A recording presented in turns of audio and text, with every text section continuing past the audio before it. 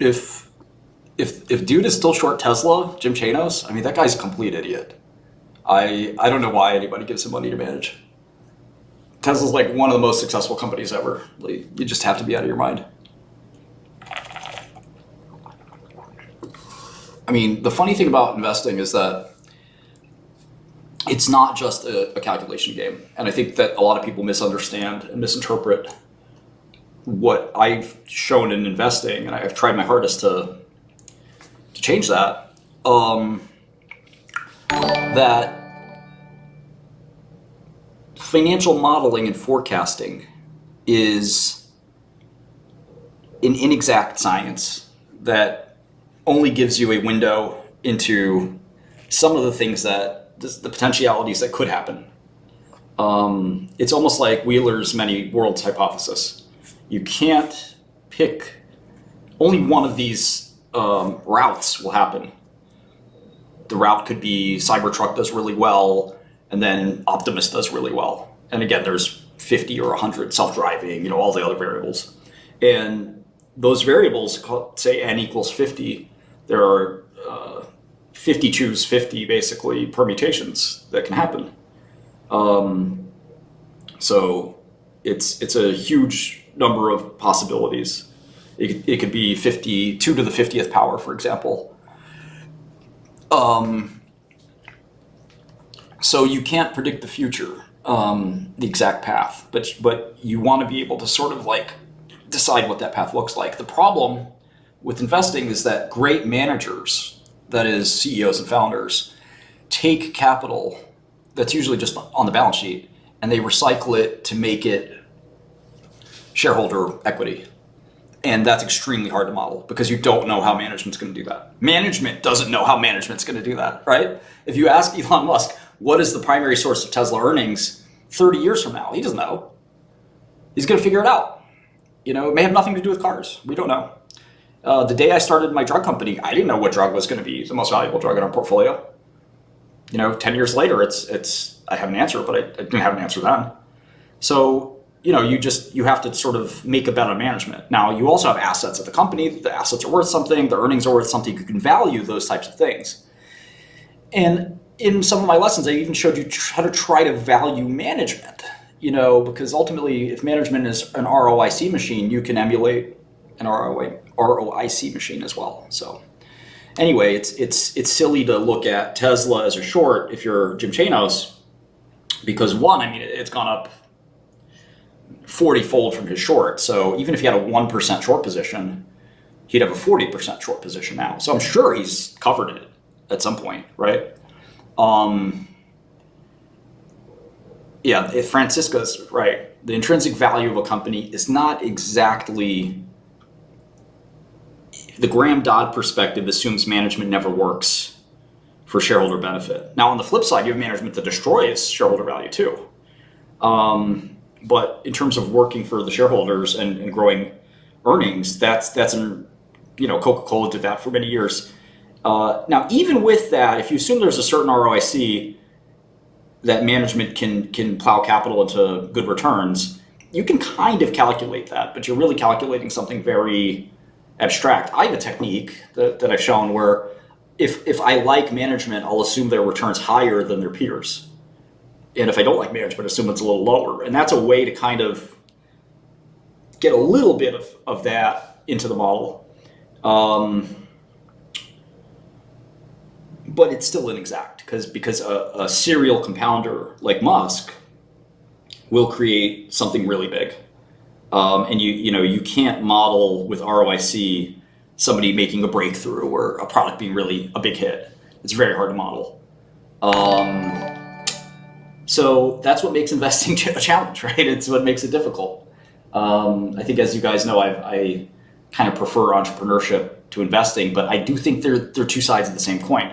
As an entrepreneur, you have to deploy capital as well, right? And deploying capital in employees, you're deploying capital in assets, PP&E. You're deploying capital, including your time and your attention. Those are all things you have to do, and they're very different from buying financial securities.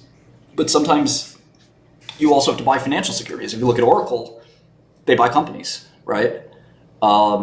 It's very similar to investing. They're kind of a PE firm, right? They're a private equity company, an LBO firm. Quality management is a funny thing because it's a moving target. You can really like a manager, but you also have to see if you like all of their decisions, or if you start to believe that you don't like them anymore, and stuff like that. And then even if somebody's a great manager, there is a price for every stock where you say, listen, I don't think they can live up to these expectations. It's too high, and vice versa. So anyway, yeah, I use Streamlabs.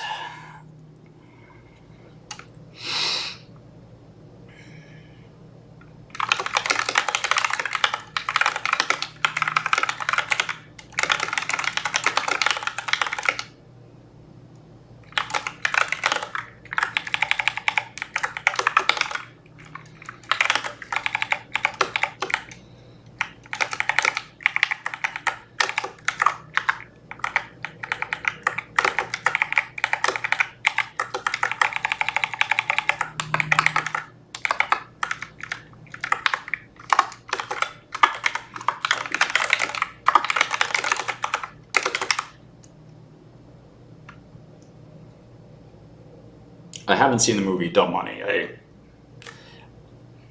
I lived it. I'm a part of it.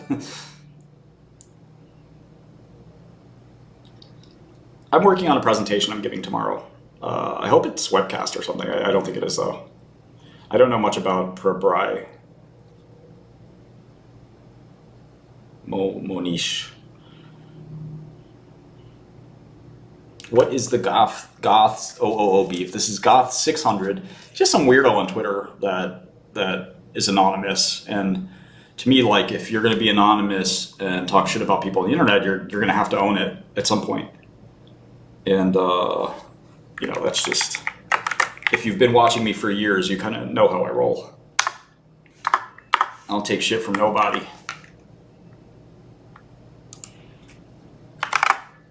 You've seen me send Predator drones after people, right? Have you seen those YouTubes where I call up a pilot and he's like, Predator drone strike, I'm dialing it in.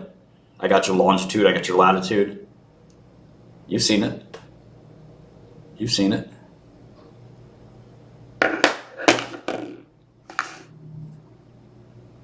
Yeah. I asked them, yeah, they've neutralized the target. I called them up. I said, do you know what a Hellfire missile is? They're like, no, what's that?